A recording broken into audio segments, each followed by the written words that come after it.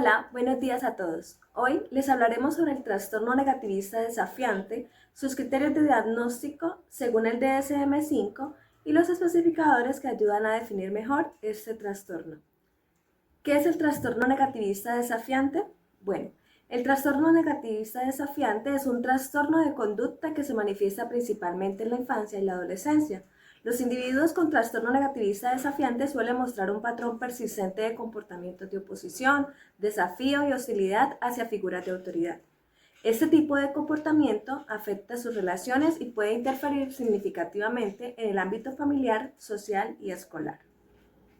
A continuación, realizaré una explicación detallada de los criterios diagnósticos del trastorno negativista desafiante, según el DSM-5. Para diagnosticar dicho trastorno, el DSM-5 establece criterios específicos que ayudan a diferenciar ese trastorno de otros problemas de conducta. Los criterios claves son los siguientes. Patrón de comportamiento de oposición, desafío y hostilidad. Este comportamiento debe durar al menos 6 meses y se caracteriza por la presencia de al menos 4 de los siguientes síntomas. Primero, pérdida frecuente de la calma. ¿Qué quiere decir esto? Que el niño o adolescente se enoja fácilmente y puede reaccionar con explosiones de ira, incluso por cosas que parecen menores. Segundo, discusiones con figuras de autoridad. Tienden a desafiar a los padres, maestros o otras figuras de autoridad con frecuencia, cuestionando sus reglas o negándose a obedecer. Tercero, desobediencia o desafío activo a las normas. No se trata solo de desobedecer, sino de hacerlo de manera deliberada y constante, a menudo para molestar o desafiar abiertamente. Cuarto, molestia intencional a otras personas. Esto puede incluir provocar a otros burlándose o hacer cosas que saben que incomodan a sus compañeros o familiares.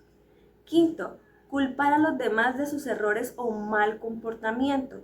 Suele evitar asumir responsabilidad y puede decir que otros lo provocan o que la culpa no es suya. Sexto, sensibilidad extrema y tendencia a sentirse molesto fácilmente. Una susceptibilidad emocional alta, donde se siente atacado o herido con facilidad por comentarios o situaciones normales. Séptimo, enojo o resentimiento persistente.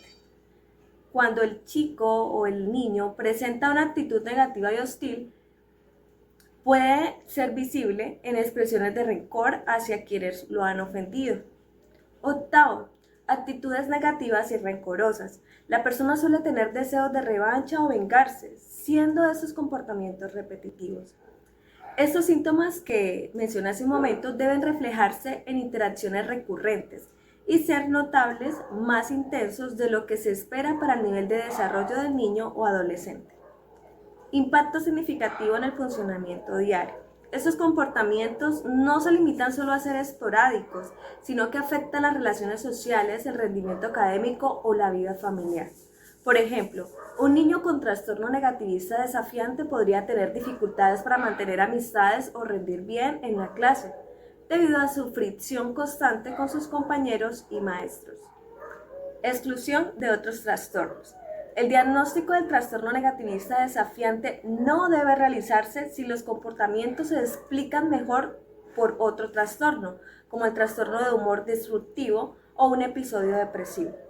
Esto asegura que los síntomas observados son específicos del trastorno negativista desafiante y no de otro trastorno que pueda requerir una intervención distinta.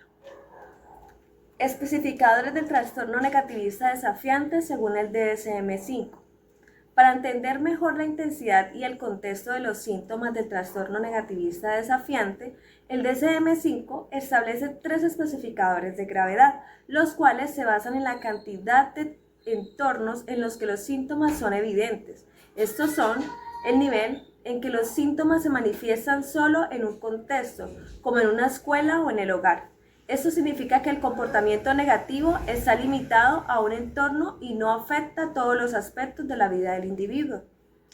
Moderado. Los síntomas se observan en al menos 2 contextos diferentes, como en el hogar y con los amigos o en la escuela. Aquí, el comportamiento de oposición comienza a generar un impacto más amplio en la vida del niño o adolescente, extendiéndose a otros entornos. Y grave, cuando los síntomas se presentan en 3 o más contextos, por ejemplo, el hogar, la escuela e interacción con amigos.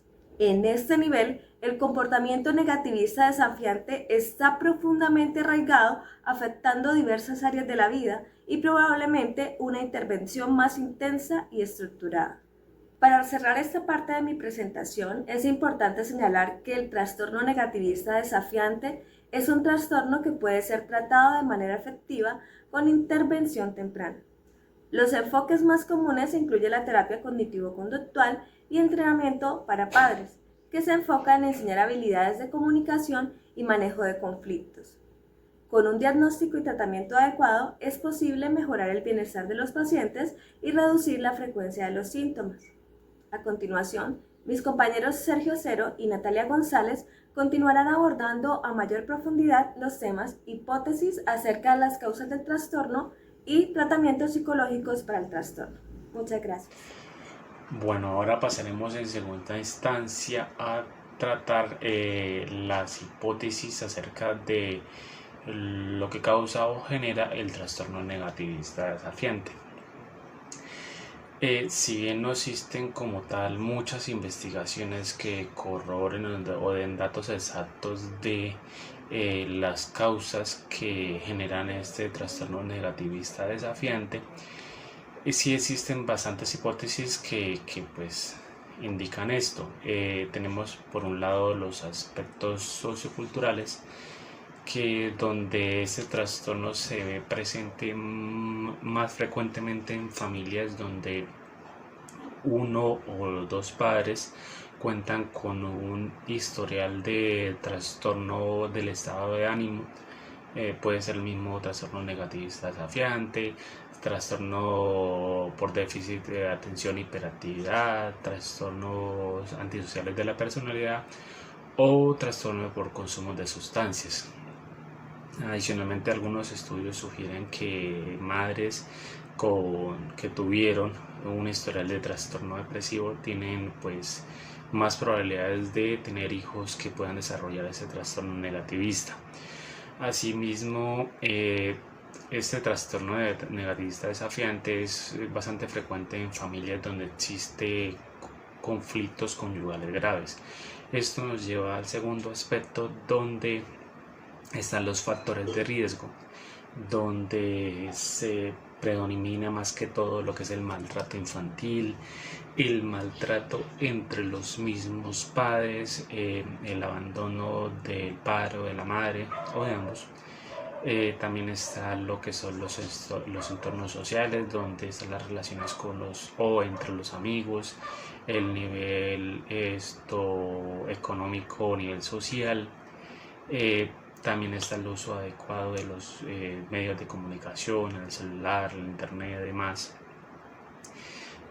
También como el temperamento entre las dinámicas de relación entre los miembros de la familia y por supuesto en la escuela. También tenemos como tal los aspectos etiológicos, donde algunos niños o adolescentes tienen una sintomatología negativista que puede aparecer en reacción a accidentes, enfermedades, traumas por eventos, o surge también en defensa de sentimientos de incapacidad, de inutilidad, de ansiedad. Puede también esto ser causado por autoestima o baja autoestima o tendencias a sumisión. Por otro lado, tenemos varias teorías. En este caso pues hay dos principales, que una es la teoría biológica o fisiológica, en la que nos dice que pues se muestra que los niños y adolescentes que con problemas de conducta los desarrollan por causa de factores hereditarios de tipo neurofisiológico, psicofisiológico y bioquímico, que los predisponen a manifestar estas conductas inmaduras, infantiles y con baja tolerancia a la frustración. También tenemos por otro lado la teoría del aprendizaje, donde se plantea que las características negativas de este trastorno son actitudes que los jóvenes aprenden a raíz de las actitudes negativas que emplean sus padres o sus figuras de autoridad dentro como del ambiente familiar. Por poner un ejemplo, tenemos los castigos, los gritos, los golpes, que los padres ignoren sus necesidades, y no solamente con el mismo niño o adolescente, sino también entre los propios padres que ejerzan este tipo de conductas. Esto hace, como ya lo decía, que los jóvenes tengan conductas agresivas, groseras, rebeldes, ya que pues no logran recibir esa atención o el tiempo o la preocupación por parte de sus padres o de las figuras de autoridad o de apego. También por otro lado hay una investigación en la que argumenta que las funciones ejecutivas también tienen una incidencia o están implicadas en el desarrollo de este tipo de conductas. Entre ellas se incluye como tal la memoria de trabajo, en la cual se ve disminución en la autorregulación, en la flexibilidad cognitiva, en la capacidad del cambio y esta habilidad que tienen los niños o los jóvenes de adaptarse a resolver problemas gracias a la planificación y la organización. Estos déficits de las funciones ejecutivas afectan como tal la capacidad del niño de responder de forma adaptativa al entorno y como tal a las directrices de los adultos, en este caso de sus padres. Por último, estas dificultades cognitivas del niño pueden contribuir a la aparición de una gran variedad de comportamientos desadaptativos o considerados oposicionistas. Bueno, voy a hablar sobre el tratamiento psicológico para el trastorno negativista desafiante. Es importante resaltar que lo abarcará con el cognitivo-conductual. Entonces, para todo proceso terapéutico deben plantearse una serie de preguntas para abordar el caso de una manera precisa. Entonces, deben realizarse sobre tipo de diagnóstico del paciente, problemas actuales como el desarrollo y la persistencia, los pensamientos o creencias disfuncionales asociados con los problemas, y también los tipos de reacciones como emocionales, fisiológicas o de comportamiento. Entonces todo esto se asocia con los pensamientos del paciente. Entonces, para el trastorno negativista desafiante existen varias intervenciones psicológicas basadas en las evidencias que se puedan apoyar de acuerdo al DSM-5.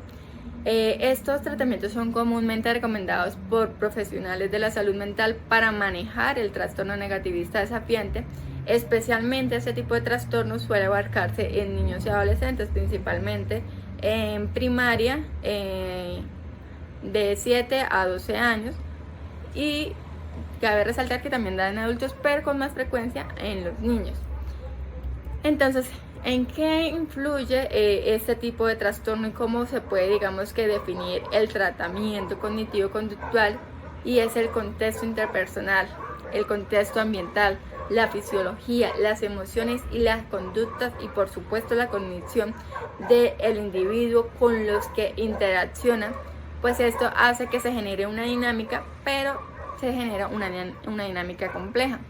Entonces, al tener, que el paciente un contexto interpersonal o ambiental que a cada niño está interviniendo para influir en sus patrones de pensamiento, conducta, emoción y reacción corporal, nos vamos a que debe realizarse primero una consulta, se podría decir, para los padres, para que haya una evaluación diagnóstica del por qué, que traen a sus hijos. Entonces, en una etapa posterior se les va a realizar a los padres o a sus cuidadores una psicoeducación. En etapa posterior, también darle al paciente una breve explicación acerca del trastorno y el tratamiento por el cual se abordar, y luego comenzaremos con las intervenciones cognitivas, abordando algunas estrategias a nivel cognitivo con abordajes claramente terapéuticos relacionadas con el entrenamiento y el reconocimiento pues de las emociones que ejercen, y también el reconocimiento de la relación existente entre pensamiento, emoción y conducta. Entonces, en las fases finales del proceso del tratamiento cognitivo se suelen realizar un trabajo de prevención de recaídas y de cierre, que esto va más que todo ligado a la parte final.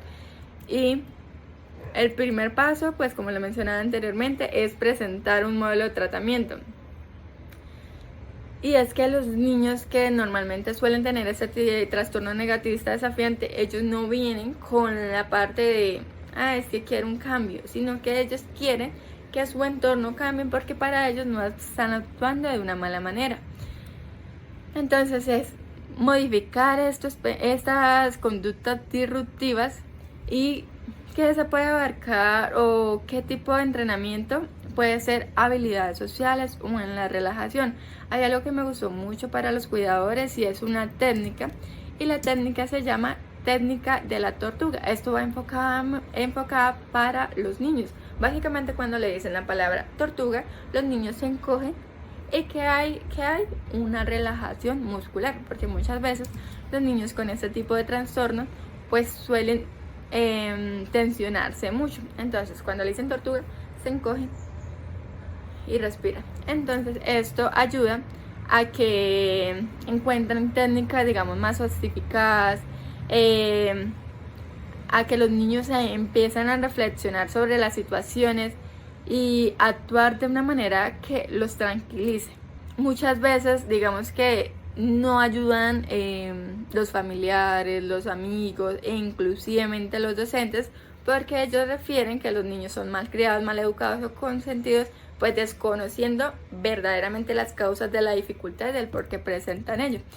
Entonces, la terapia cognitivo-conductual nos ayuda a identificar y a cambiar patrones de pensamientos y comportamientos negativos. En el caso del trastorno negativista desafiante, se enfoca en mejorar las habilidades de afrontamiento, regulación emocional y en reducir el comportamiento oposicionista. Entonces, es importante psicoeducar tanto a los padres de familia o al cuidador como al docente encargado pues de darles sus clases. La falta de apoyo parental y la calidad se encuentra vinculada con estos problemas de conducta. Entonces, acá voy a anexar una imagen y que básicamente es una situación, una respuesta y una consecuencia. Por ejemplo, va a salir a consulta de psicología y el niño toma 5 juguetes. Su madre le dice que solo puede llevar un juguete. ¿Cuál es la respuesta? La parte cognitiva de lo que él dice es: los quiero todos. La afectiva emocional es el enojo. Y la psicofisiológica es que hiperventila. Y la motora es que tira todos los juguetes. Entonces, ¿cuál es el refuerzo positivo? Que en este caso sería la consecuencia, es que su madre, para calmarlo, le dice que si se porta bien, lo lleva al cine. Otro ejemplo puede ser: le tumba la cartuchera de las manos a un compañero de clase. ¿Cuál es la cognitiva? Fue mi mano, ¿por qué? ¿Por qué me voy a disculpar? Básicamente le responde de esa manera. La psicofisiológica es no reporta. La afectiva emocional, ya hay un síntoma de enojo o una emoción de enojo, y la motora es que se va a su puesto. Entonces, ¿qué es lo que hace el refuerzo positivo? Que en este caso, lo que yo mencionaba anteriormente, que es el cuidador, que en este caso sería el docente, es que suspende la clase y le pide a sus compañeros, que esa sería la consecuencia, le pide que le pida disculpas a su compañero, y de esta manera obtiene la atención de la docente. También hay otra parte que es el cuestionario de conductas para los padres. Va ligado en escala de Likert. La escala de Likert se puede enfocar en nada, en poco, en bastante y en mucho. Una pregunta puede ser: ¿es impulsivo e irritable? Entonces ella dice bastante, la mamita. ¿O suele molestar frecuentemente a otros niños? Poco. Entonces, de acuerdo a ello, pues se toma la mejora que se puede ejecutar para los niños. También hay otro tipo de, digamos que, de tratamientos psicológicos que se le pueden abordar a los niños, pero yo personalmente veo que la parte cognitiva conductual abarca la gran mayoría de estos, y es que es entrenamiento en habilidades de comunicación y resolución de problemas. Entonces enseña a los estudiantes, al paciente, a comunicarse efectivamente y a resolver conflictos de manera no confrontativa. ¿Eso a través de qué se hace? A través de la mejora de las conductas. Entonces esto hace que reduzcan los comportamientos negativos y desafiantes. Ahora si nos vamos a la terapia de interacción de padres e hijos, y era lo que mencionaba al principio, que es la psicoeducación a los padres, digamos que al final de la primera consulta, y es que esto hace que haya una mejor relación entre el padre e hijo y reduzca la conducta desafiante, y también ayuda a establecer límites y con esto a refuerzos positivos o comportamientos positivos. El entrenamiento en habilidades sociales, esto también va muy ligado a la parte del cuidador, cómo le puede ayudar a que el niño o el adolescente pueda llevarse bien con sus compañeros. Entonces este entrenamiento puede mejorar sus interacciones y reducir los conflictos. La psicoeducación para padres y maestros, que entienden el tipo de trastorno de que no es un niño malcriado, sino que tiene el trastorno negativista desafiante, y ayuda a que reaccionen de una forma que no exacerbe los síntomas de este trastorno. Ahora, claro, no todos los niños con mala conducta son niños con trastorno negativista desafiante. Muchas gracias.